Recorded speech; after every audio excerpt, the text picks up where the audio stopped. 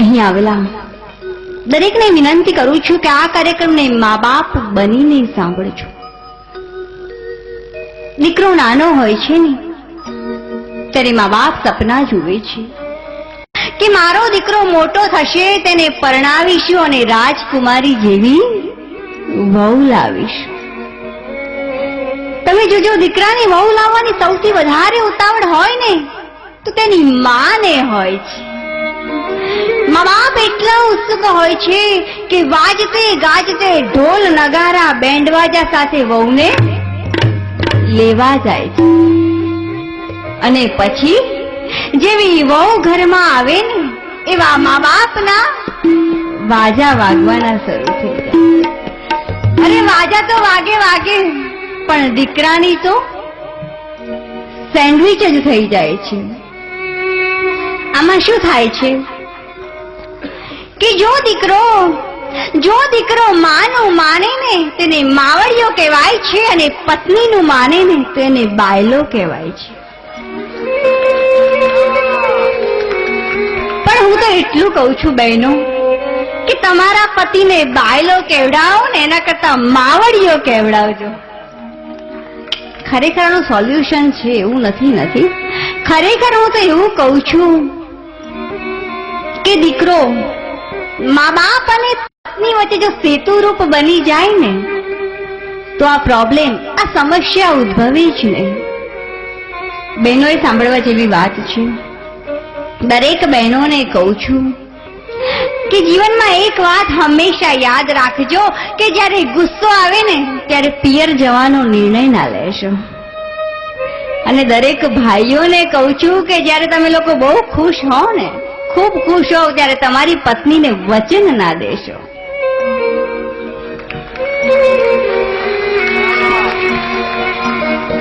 દીકરાના લગ્ન થાય છે, ઘરમાં વહુ આવે છે. થોડાક જ દિવસમાં સાસુ અને વહુના ઝઘડા શરૂ થઈ જાય છે. જેવા ઝઘડા શરૂ થાય છે એવા વહુના મનમાં પ્લાન ઘડાવા લાગે છે કે આ ડોશા ડોશીને ઘરમાંથી કાઢવા કઈ રીતે. એટલે શું કરે છે? સાંભળવા જેવી વાત છે કે જેવો તેનો પતિ ઓફિસથી ઘરે આવે ને એવું મોં ચઢાવીને બેસી જાય છે. અને પાછો પેલો જાણે નવી નવી બાયડી ના આવી હોય તેમ જ્યાં સુધી પેલી કઈ બોલે નહીં ને ત્યાં સુધી તેની આગળ પાછળ ગોળ ગોળ ફર્યા કરે. અને પછી શું કહે છે કે કેમ તું કઈ બોલતી નથી? તને મમ્મીએ કઈ કીધું? તને કઈ પપ્પાએ કીધું? તું આ મોઢું ચડાવીને ફરે ને એ મને ના ગમે. તને મમ્મીએ કઈ કીધું? પપ્પાએ કઈ કીધું? પણ અલ્યા, મમ્મીએ કઈ નથી કીધું ને તારા પપ્પા કોઈ દિવસ બોલ્યા છે ખરા? અને જો મમ્મી કઈ કહેવા જાય ને તો શું કહેશે કે તમે તો મારી બૈરીને સમજી જ નહીં શકો. એક તો બિચારી બધું છોડીને આવી છે, ઘરનું બધું કામકાજ કરે છે, તમારી સાર સંભાળ લાગે છે, પણ અલ્યા તને ક્યાં ખબર છે કે તારા ઘરની બહાર ગયા પછી એ તારા મા બાપની શું દશા કરે છે. પાછી પેલી વહુ શું કહે છે કે તમારા મા બાપ સાથે તો હું જ રહી શકું, જો બીજી કોઈ હોય ને તો ક્યારની જતી રહી હોય. દરેક પુરુષે સાંભળવા જેવી વાત છે કે જે ક્ષણે તમારી પત્ની એવો જવાબ આપે કે તમારા મા બાપ સાથે તો હું જ રહી શકું, બીજી કોઈ હોય તો ક્યારની જતી રહી હોય, તો તમારે કહેવાનું કે કાલે જતી હોય તો આજે જા, આજે જતી હોય તો અત્યારે જા, લે તારા બિસ્તરા પોટલા. હું તો સાસુઓને પણ વિનંતી કરું છું કે જો આ સાસુ અને વહુના ઝઘડા મટી જાય ને તો અહીંયા બેઠેલા બધા જ પુરુષોના આયુષ્ય લગભગ 150 થી 200 વર્ષના થઈ જાય. એટલા બધા ટેન્શનમાં હોય, ચિંતામાં હોય. ઘણા તો એમાં રાત્રે મોડા ઘરે આવે. તમે જોજો, એમ કે ના ભાઈ બહુ કામ છે, કેટલા બધા ટેન્શનમાં હોય છે. એટલે એક નમ્ર વિનંતી છે, મારા બંને વચ્ચે જે મિસઅન્ડરસ્ટેન્ડિંગ થાય છે ને, મહેરબાની કરીને એને દૂર કરો.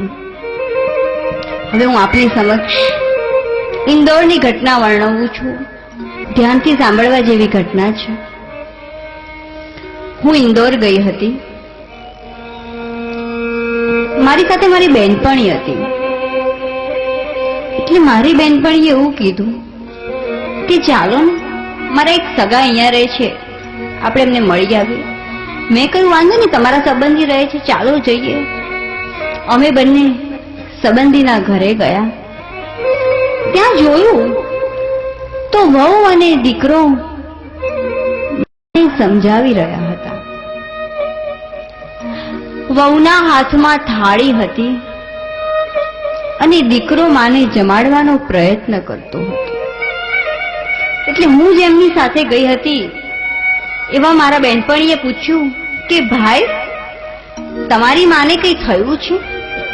ત્યારે પેલા દીકરાએ કહ્યું, ખબર નથી, હું તો દુકાને ગયો હતો, પણ મારી પત્નીનો ફોન આવ્યો કે માં સવારથી જમી નથી. મને લાગે છે કે કદાચ અમારાથી જ કોઈ ભૂલ થઈ ગઈ લાગે છે. વહુના હાથમાં થાળી હતી. દીકરો માને જમાડવાનો પ્રયત્ન કરતો હતો. ખરેખર ખૂબ જ અદ્ભુત દ્રશ્ય હતું. વહુના હાથમાં થાળી હોય અને દીકરો માને જમાડે, પણ છતાંય માં આનાકાની કરતી હતી.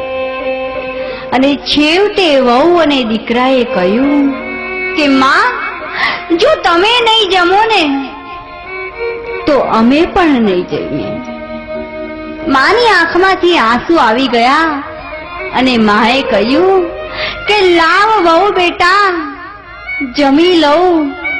તમે બંને ભૂખ્યા રહો તે કઈ રીતે ચાલે? અને આ જોઈ મારી આંખોમાં આંસુ આવી ગયા.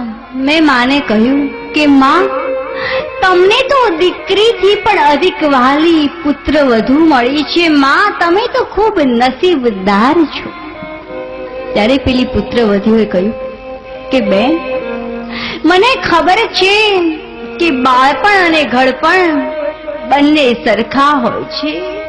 જેમાં બાળપણમાં બાળકોને મા બાપના સહારાની જરૂર પડે છે ને, તેમ ઘડપણમાં પણ મા બાપને વહુ અને દીકરાના સહારાની જરૂર પડે છે. દરેક દીકરાઓને કહું છું કે એકવાર પ્રયત્ન કરી જોજો. એકવાર તમારા હાથે તમારા મા બાપને જમાડજો. ખૂબ શાંતિ મળશે, સુકૂન મળશે, ખુશી મળશે. તમારા મા બાપ રોટલાના ભૂખ્યા નથી, પણ એ તો પ્રેમના ભૂખ્યા છે. બની શકે ને, બની શકે એટલો વધુમાં વધુ તેમને પ્રેમ આપો. કદાચ આ પ્રેમથી તેમના જીવનની જીવન દોરી લંબાઈ છે. આજની વહુઓ કાલે સાસુ બનવાની છે. લખી રાખજો આ પંકિતાના શબ્દો કોરા કાગળ ઉપર કે આજની વહુઓ સાસુની સેવા નહીં કરે ને તો તમારી વહુ પણ તમારી સેવા નહીં જ કરે, નહીં જ કરે. બાળ્યા એવા બળશે અને ઠાર્યા એવા ઠરશે. તમે એટલે જ કહું છું કે તમે તમારા સાસુમાં તમારી દીકરીનું દર્શન કરો અને સસરામાં દીકરાનું દર્શન કરો, અને પછી જુઓ તો ખરા કે જીવન જીવવાની મજા કેવી આવે છે. એટલે જ કહું છું કે માએ માપવાનું તત્વ નથી, પણ પામવાનું તત્વ છે. જાણવાનું સર્જન નથી, પણ માને તો માણવાનું સર્જન છે, માણવાનું સર્જન.